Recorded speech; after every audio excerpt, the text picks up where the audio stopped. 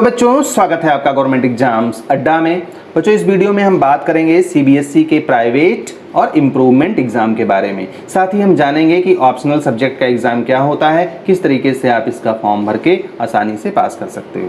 तो बहुत सारे बच्चों का मैसेज डेली आता है कि सर प्राइवेट का फॉर्म कब आएगा, इम्प्रूवमेंट हमको देना है, हमारे नंबर इस बार कम आए हैं, तो किस तरीके से हम फॉर्म भर करके अपना एग्ज़ाम दे सकते हैं, पास कर सकते हैं। सर सिलेबस कौन सा रहेगा, फीस कितनी लगेगी, फॉर्म्स कैसे फिल होंगे, हमको प्रैक्टिकल का नंबर कौन सा मिलेगा। सबसे इंपॉर्टेंट क्वेश्चन जो बच्चे पूछते हैं कि सर जो मेरा प्रैक्टिकल का नंबर था पुराना वाला वो रहेगा या हमको नया प्रैक्टिकल देना होगा।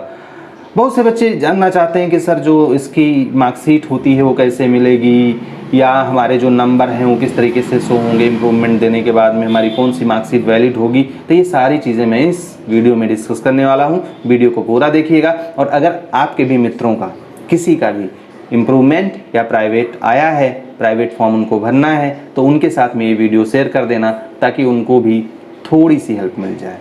तो बच्चों सबसे पहले तो आप कमेंट करके हमको ये बता दो कि आपको प्राइवेट एग्ज़ाम देना है या कंपार्टमेंट एग्ज़ाम देना है और आप कहाँ से हो। ऐसा मैं इसलिए कह रहा हूँ कि अगर आगे चल करके हम कोई कोर्स या कोई ऐसी चीज़ लॉन्च करते हैं तो इस वीडियो में, पर्टिकुलरली इस वीडियो में जिन बच्चों ने कमेंट किया होगा उनको हम कुछ न कुछ हेल्प अवश्य करेंगे, और वो भी फ्री ऑफ कॉस्ट में। तो बच्चों शुरू करते हैं और जानते हैं कि इसका फॉर्म कब आएगा। तो देखो बच्चों, अभी सीबीएसई का कंपार्टमेंट एग्जाम होना है, उसमें बहुत सारे बच्चे हो जाएंगे पास, और उनको ना तो प्राइवेट एग्जाम भरने की ज़रूरत होगी और ना ही उनको इम्प्रूवमेंट एग्जाम देना होगा। उसमें से बहुत से बच्चे ऐसे भी होंगे जो कंपार्टमेंट का एग्ज़ाम पास नहीं कर पाएंगे और उस वजह से उनको फिर से प्राइवेट का फॉर्म भरना पड़ेगा। और ऐसे बच्चे जो कंपार्टमेंट का फॉर्म पास कर ले जाएंगे, कंपार्टमेंट एग्जाम पास कर ले जाएंगे, लेकिन नंबर कम हो जाएंगे, कम रहेंगे, वो बच्चे भरेंगे इम्प्रूवमेंट का फॉर्म। तो अब आपको पता चल ही गया होगा कि इसका फॉर्म कब आएगा। इसका फॉर्म आएगा कंपार्टमेंट का रिजल्ट डिक्लेयर होने के बाद में। नॉर्मली जब कंपार्टमेंट का एग्ज़ाम जुलाई में होता था, तब ये फॉर्म्स सितंबर में आते थे। अब चूंकि ये फॉर्म अभी कंपार्टमेंट का एग्ज़ाम सितंबर में होना है, तो अक्टूबर में ये फॉर्म आपको मिलेंगे। जब आपको कंपार्टमेंट का आपके रिजल्ट आ जाएगा, उसके बाद में प्राइवेट और इम्प्रूवमेंट कैंडिडेट के फॉर्म अक्टूबर लास्ट तक आएंगे। उस टाइम पे आप सभी लोग जिनको नंबर बढ़वाना है वो बच्चे, और जिनको पूरे सब्जेक्ट में एग्ज़ाम देना है फिर से, वो बच्चे अपना अपना फॉर्म भर पाएंगे। और ये एग्ज़ाम अगले साल बोर्ड एग्ज़ाम के साथ में होगा। मतलब जो आप लोग फॉर्म भरेंगे उसके लिए आपको पर्याप्त समय मिलेगा तैयारी करने का। बच्चे पूछते हैं सिलेबस क्या रहेगा सर। तो इस मामले में आप लोग इस साल लकी हो कि आपका सिलेबस 30% डिलीट कर दिया गया है, रिमूव कर दिया गया है। मतलब हर 100 में से 30 टॉपिक हटा दिया गया है। अब कौन से टॉपिक हटाए गए हैं उसका पूरा डिटेल सीबीएसई की ऑफिशियल वेबसाइट पे अवेलेबल है। आप वहां जाकर के देख सकते हो कि हमको क्या पढ़ना है, क्या नहीं पढ़ना है। बहुत सारे चेंजेस इस साल सिलेबस में हुए थे, लेकिन उन चेंजेस को या तो हटा लिया गया या तो टॉपिक चैप्टर के बीच में से हटाए गए हैं। तो जो टॉपिक हटाए गए हैं वो अब नहीं आएंगे। इसका मतलब है कि आपको थोड़ा सा कम पढ़ना पड़ेगा। आप चाहे इम्प्रूवमेंट के हों या प्राइवेट के हों, सभी बच्चों को रेगुलर कैंडिडेट के साथ में अगले साल बोर्ड का एग्जाम देना होगा। मतलब जो सिलेबस रेगुलर वालों का रहेगा वही सिलेबस आपका रहेगा, कोई डिफरेंट सिलेबस नहीं आएगा। एक और बात है जो बच्चे पूछते हैं और लगातार पूछते हैं कि सर फीस कितनी लगेगी। तो बच्चों हर साल फीस की मात्रा कम ज़्यादा होती रहती है। सब्जेक्ट वाइज आपको फीस देना है। अगर आप इम्प्रूवमेंट एग्ज़ाम देंगे या प्राइवेट एग्ज़ाम देंगे तब तो सभी लोगों का फिक्स होता है 5 सब्जेक्ट में, 6 सब्जेक्ट में। ये इम्पॉर्टेंट फैक्ट है कि आपको प्रैक्टिकल के बारे में जानकारी होनी चाहिए। देखो पिछले साल के पहले तो नियम दूसरा था, और वो मैं समझाने वाला नहीं हूँ क्योंकि वो आपके काम में आने वाला नहीं है। पिछले साल नियम बदल गया। जो प्रैक्टिकल का एग्ज़ाम था उसका नियम कुछ थोड़ा सा चेंज हो गया। पहले था कि अगर आप इम्प्रूवमेंट या प्राइवेट कैंडिडेट हो और प्रैक्टिकल देना चाहते हो फिर से, तो दो, उसके लिए फीस देना होता था। अगर आप फिर से नहीं देना चाहते तो सिर्फ थ्योरी का एग्ज़ाम आप दे सकते हो। इस साल लिख करके आया है आरटी, मतलब रिपीट इन थ्योरी, या आरपी रिपीट इन प्रैक्टिकल। तो बच्चे प्रैक्टिकल में ज़्यादातर फेल नहीं है, रिपीट इन थ्योरी लिख करके आया है, मतलब प्रैक्टिकल का एग्ज़ाम आपको नहीं देना है, सिर्फ थ्योरी का एग्ज़ाम देना है। तो अब आपके मन में आएगा कि सर प्रैक्टिकल का नंबर फिर कैसे मिलेगा हमको जब हम एग्ज़ाम ही नहीं देंगे। तो इसका जो नियम पिछले साल बनाया गया था, अगर वही नियम रहेगा तो आपको कुछ इस तरीके से नंबर मिलेंगे।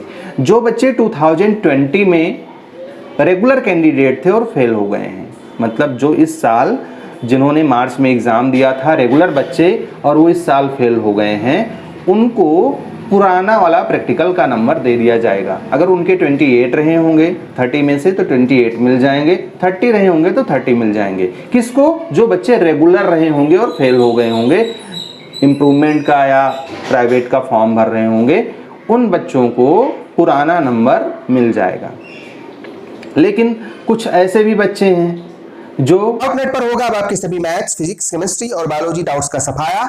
बस अपने क्वेश्चन की फोटो खींचे, क्रॉप करें और सबमिट करें। 3 सेकंड के अंदर पाएं उसका वीडियो सॉल्यूशन। क्लास 6 से क्लास 12 एवं नीट, IIT, JEE मेंस और एडवांस लेवल तक आज ही डाउनलोड करें Doubtnut app, link video description में। डाउट हो तो डाउट नेट करो।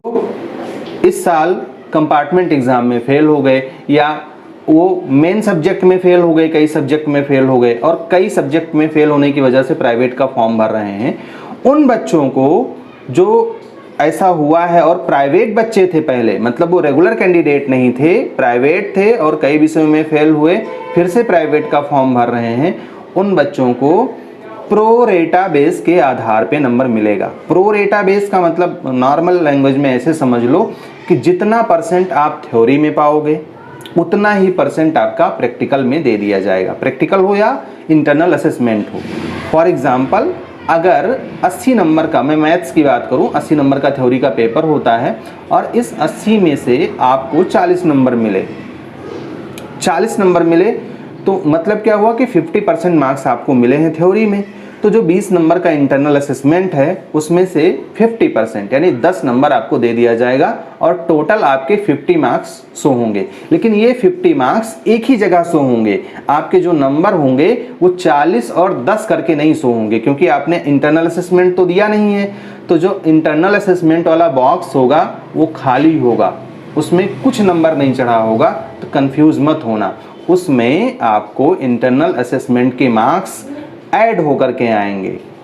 तो जितना परसेंट आप पाए रहोगे थ्योरी में उतना ही परसेंट आपके प्रैक्टिकल के नंबर मिल जाएंगे। और ऐसे बच्चों का नुकसान होता है, क्योंकि अगर आप अब थ्योरी में 90% पाए तो उसमें भी 90% ही पाओगे, थ्योरी में 80 पाए तो उसमें भी 80 ही पाओगे, और हो सकता है पहले आपको 30 में से 30 मिला रहा हो या 28, 29 मिला रहा हो। तो इस कंडीशन में बच्चों का नुकसान होता है। तो हमको लगता है कि अब आप समझ गए होंगे कि आपको किस तरीके से प्रैक्टिकल के मार्क्स मिलेंगे। एक और इम्पॉर्टेंट फैक्ट है जो बच्चों को जानना चाहिए। बच्चों को ये लगता है कि सर कहीं ना कहीं ऐसा तो नहीं है कि हम लोगों के साथ भेदभाव होगा एग्जाम में या कॉपी चेकिंग में। तो बच्चों आप ये जान लो कि आपका मेन एग्जाम जो होगा बोर्ड एग्जाम के स्टूडेंट के साथ में होगा, रेगुलर बच्चों के साथ में होगा, और हो सकता है उन्हीं के साथ में बैठ के आपको एग्जाम देना हो। तो ना तो कोई पेपर डिफरेंट आना है, ना कोई आपके साथ भेदभाव होना है। यहाँ तक कि जो आपकी कॉपी जाएगी चेक होने उसमें भी कुछ नहीं लिखा होगा, ना इम्प्रूवमेंट लिखा होगा, ना प्राइवेट लिखा होगा, सीधे सीधे आपकी कॉपी रेगुलर बच्चों के साथ में कॉपी चेक होने के लिए जाएगी। तो किसी भी तरीके का डिस्क्रिमिनेशन तो वहाँ पे होना ही नहीं है और इसके लिए आपको निश्चिंत रहना है। बच्चे ये पूछते हैं कि सर इसकी मार्कशीट हमको कैसे मिलेगी। तो बच्चों अगर आप इम्प्रूवमेंट कैंडिडेट हो और आपके नंबर पहले के नंबर से ज़्यादा आ जाते हैं, मान लिया कि आपको पहले बायोलॉजी में टोटल मार्क्स मिले थे वो मिले थे 60, अब की बार आपने एग्ज़ाम दिया और टोटल मार्क्स हो गए 70, तो मतलब आपने इम्प्रूव किया है। अब इम्प्रूव किया है तो क्या होना चाहिए, इम्प्रूव किया है तो मतलब आपको नए नंबर मिलने चाहिए। लेकिन कुछ ऐसे भी बच्चे होते हैं जो इम्प्रूवमेंट का फॉर्म भरते हैं लेकिन कई कारणों से या तो पढ़ नहीं पाते या जो भी वजहें होती हैं उनके नंबर या तो उतने ही रहते हैं या कम आ जाते हैं। उस कंडीशन में क्या होता है बच्चों कि उन लोगों में कोई इम्प्रूवमेंट तो हुआ नहीं, मार्क्स का इम्प्रूवमेंट हुआ नहीं, तो मतलब उनका जो रिजल्ट होता है वो नया आता है बट वो वैलिड नहीं होता। पुरानी मार्कशीट उनकी वैलिड होती है, चूंकि नंबर कम आया है इसलिए नई मार्कशीट का कोई प्रभाव नहीं होता है। तो अगर प्राइवेट आप इम्प्रूवमेंट कैंडिडेट हैं, आपके नंबर बढ़ गए तो बढ़ा हुआ नंबर मिलेगा, कम हो गए या बराबर रह गए तो कोई प्रभाव नहीं पड़ेगा, पुरानी वाली मार्कशीट आपकी वैलिड होगी। बच्चे पूछते हैं कि सर प्राइवेट कैंडिडेट का क्या होगा, इनको कैसे नंबर मिलता है। तो बच्चों मैंने बताया इवैल्यूएशन तो सेम होता है, कोई उसमें डिस्क्रिमिनेशन या किसी भी तरीके का कोई भेदभाव नहीं है। हाँ, मैं आपको आपकी मार्कशीट के बारे में बता दूं कि जो आपकी मार्कशीट होती है, अब सभी बच्चों की, जो भी बच्चे हैं उन सभी बच्चों को, अब जब आपने एड्रेस डाला होगा, अपना होम एड्रेस डाला होगा फॉर्म भरते टाइम, उस टाइम पे जो एड्रेस आपने डाला है उसी पे स्पीड पोस्ट या रजिस्टर्ड पोस्ट के माध्यम से आपके रीजनल ऑफिस के द्वारा भेजी जाएगी।